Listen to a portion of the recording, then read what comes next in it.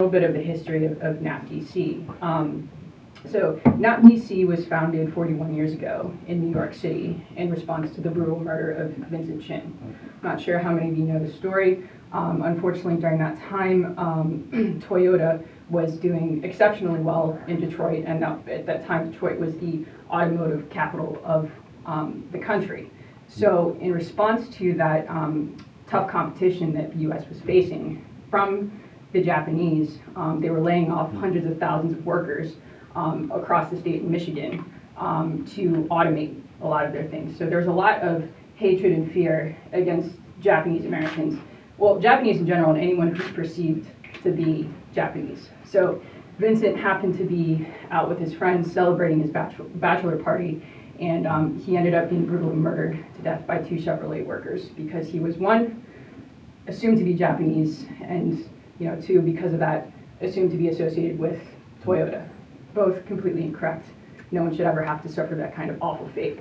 And what was even worse, that really struck my heartstrings even more, was that those two men, when he came before the judge said, well, these men don't look like the type of men you send to jail. So they got off with a $3,000 fine and a 3-year probation for a brutal hate crime that was denied as racially motivated, which echoes a lot of things that happened to people who look like you and me during and after the pandemic.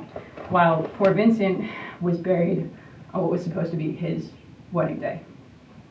So that was a very powerful story for me, and a huge reason for me to want to join NAPDC and support the professional development, as well as tie in that social justice mission with professional development. So, for me at least, that's a key part of being a transformational leader, which is being inclusive, what I call equity consciousness, which is being aware of the unique needs of, I'll say, not even just the Asian American community, but of different demographic groups. So holding your ear to the ground, being aware of what's going on in the news, as we, if leadership is something that you want, being aware of how different events throughout the world and throughout our country impact people that are a part of your organization and your team. So that's really the tie-in with professional development here.